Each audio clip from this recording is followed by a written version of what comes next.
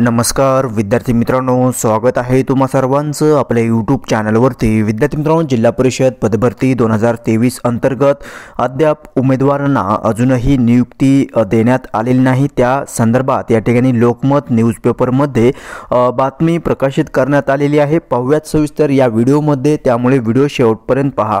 जिल्हा परिषद पदभरती 218 उमेदवारांना नियुक्तीची अजूनही प्रतीक्षा आहे।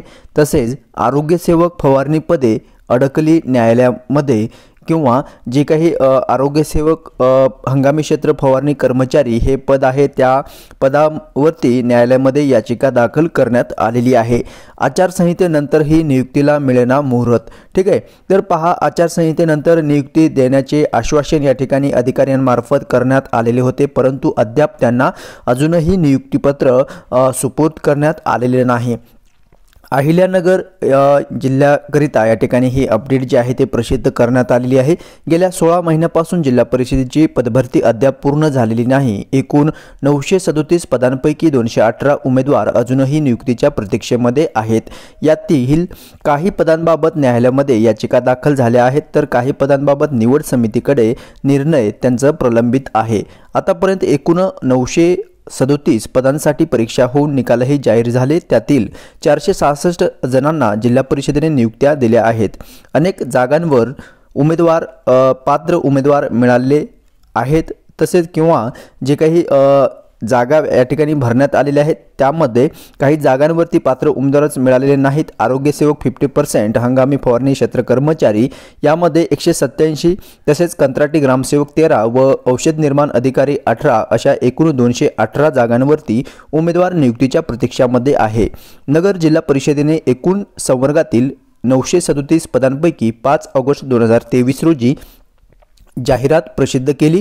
IBPS कंपनीमार्फत विद्यार्थी मित्रांनो तुमची पदभरतीची परीक्षा या ठिकाणी पार पडलेली आहे आणि त्यानंतर जे काही निकाल या ठिकाणी घोषित करण्यात आलं, त्या निकालाच्या अधीन राहून तुमची गुणवत्ता यादीनुसार तुमची निवड जी आहे ते करण्यात आलेली होती। तर एकूण लागलेल्या निकालामध्ये 7 संवर्गातील 43 उमेदवारांना निवडपत्र वितरित करण्यात आलेले आहे ऑगस्ट 2024 मध्ये। यानुसार 50%हून अधिक अर्ज ज्या संवर्गात होते त्या आरोग्य सेवक पुरुष 50%, हंगामी फवारणी क्षेत्र कर्मचारी तसेच आरोग्य सेवक पुरुष, इतर 40%, आरोग्य परिचारिका, कंत्राटी ग्रामसेवक, मुख्य सेविका अशा संवर्गातील एकूण 763 पदांच्या परीक्षेचे वेळापत्रक उशिरा जाहीर झाल्याने या परीक्षा 30 जुलै 2024 रोजी अखेर पूर्ण झाल्या आणि त्या पदांचे निकालही उशिरा म्हणजे 30 ऑगस्ट अखेर या ठिकाणी लागलेले होते। ठीक आहे, त्या दरम्यान जिल्हा परिषद प्रशासनाने उमेदवारांना कागदपत्रे पडताळणी करून निवड याद्या ज्या आहेत प्रसिद्ध करून नियुक्ती देण्यासाठी प्रयत्न केले। ऑक्टोबर महिन्यामध्ये 285 आरोग्य सेविकांना नियुक्ती देण्यात आली। आचारसंहिता लागेपूर्वी प्रशासनाने जमेल तेवढ्या नियुक्त्या त्यांच्यामार्फत जे आहे ते देण्याचा प्रयत्न केलेला होता। ठीक आहे, आचारसंहिता नंतर ज्या काही पेंडिंगमध्ये होते, जे काही जॉईनिंग ऑर्डर आहेत त्या देण्याचे काम पेंडिंगमध्ये होते, ते आचारसंहिता नंतर निवडणुकीच्या 40 दिवसाच्या नंतर विद्यार्थी मित्रांनो तुम्हाला देण्यात येऊ शकतात किंवा देण्याचे आश्वासन त्या अधिकाऱ्यांमार्फत करण्यात आलेले होते, परंतु ते अद्याप पूर्ण झालेले नाहीत। कालावधी उलटण्यानंतर डिसेंबरमध्ये राहिलेल्या उमेदवारांची कागदपत्रे पडताळणी व इतर कामे होऊन उमेदवारांना नियुक्ती मिळण्याची शक्यता होती, परंतु आता नवे वर्ष सुरू झाले तरी अद्याप 218 उमेदवार नियुक्तीच्या प्रतीक्षेतच आहेत। यातील 187 पदे न्यायप्रविष्ट आहेत, तर कंत्राटी ग्रामसेवक 13 व औषध निर्माण अधिकारी 18 या पदांची नियुक्ती येत्या काही दिवसांमध्ये मिळेल अशी माहिती जिल्हा परिषदेमधून मिळालेली आहे। तर पहा, ज्या काही पेंडिंगमध्ये आहेत नियुक्त्या, आता त्या संदर्भात लवकरच येत्या आठवड्याभरामध्ये नियुक्ती मिळेल अशी या ठिकाणी आशा जी आहे ते व्यक्त करण्यात आलेली आहे। जिल्हा परिषद पदभरती अंतर्गत 937 पदांपैकी 466 उमेदवारांना नियुक्ती देण्यात आलेली आहे। आरोग्य सेवक हंगामी फवारणी पदांबाबत सर्वोच्च न्यायालयामध्ये याचिका दाखल असल्याने त्या 187 पदांची प्रक्रिया प्रलंबित आहे। उर्वरित नियुक्त्या पुढील काही दिवसांमध्ये मिळतील अशी माहिती राहुल शेळके, उपमुख्य कार्यकारी अधिकारी सामान्य प्रशासन यांच्यामार्फत ही माहिती जी आहे ते कळवण्यात आलेली आहे।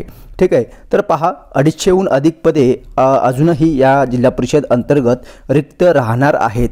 ओके, 285 उमेदवारांना या ठिकाणी नियुक्तीपत्र देण्यात आलेले आहे। उर्वरित पदांसंबंधित प्रवर्गातील जसे की माजी सैनिक आहे, या माजी सैनिकचे उमेदवार जर मिळाले नाही तर त्या माजी सैनिकच्या जागा ज्या आहेत त्या प्रवर्गामधील उमेदवारांमधून त्या पदे जे आहे ते भरण्यात येणार आहेत। त्यामुळे ही पदे अजूनही रिक्त आहेत। इतर काही संवर्गातही अशी स्थिती असल्याने 250हून अधिक पदे कायमस्वरूपीची रिक्त राहण्याची शक्यता या ठिकाणी वर्तवली जात आहे। ओके, सो विद्यार्थी मित्रांनो, ही महत्त्वाची अपडेट लोकमत न्यूजपेपरमध्ये पाहाव्यास भेटलेली आहे, जी मी तुमच्यापर्यंत शेअर केलेली आहे। ओके, सो विद्यार्थी मित्रांनो, पहा तुम्हाला काय करावं लागणार आहे। जे काही स्थानिक आमदार खासदार असतील त्यांच्याकडे त्यांच्या कार्यालयात जाऊन तुम्हाला निवेदन द्यायला मागे पुढे बघायचं नाही। थेट तुम्हाला जायचं आहे, कार्यालयाला व्हिजिट करायचं आहे। त्या ठिकाणी पदभरती जॉईनिंग संदर्भातच्या काय झालं ही विचारणा तुम्ही करायला हवं। ओके, सो तरच तुम्हाला या ठिकाणी या पदभरती अंतर्गत नियुक्तीचे ऑर्डर असतील किंवा जे काही तत्सम अधिकारी आहेत त्यांना तुम्हाला जाऊन तुमचे काही मत आहेत तुम्हाला व्यक्त व्हावं लागणार आहे। अशी प्रोसिजर तुम्हाला फॉलोअप करावं लागणार आहे। ठीक आहे, सो ही महत्त्वाची अपडेट मी तुमच्यापर्यंत शेअर केलेली आहे। माहिती समजली असेल लाईक जरूर करायचं आहे। या व्यतिरिक्त तुमचे प्रश्न असतील कमेंट्स करून नक्की विचारायचं आहे। ओके, आणि जर तुम्ही नवीन चॅनल पाहत असाल चॅनलला सबस्क्राईब जरूर करायचं आहे। भेटूयात नेक्स्ट अपडेट घेऊन नवीन व्हिडिओच्या माध्यमातून। धन्यवाद।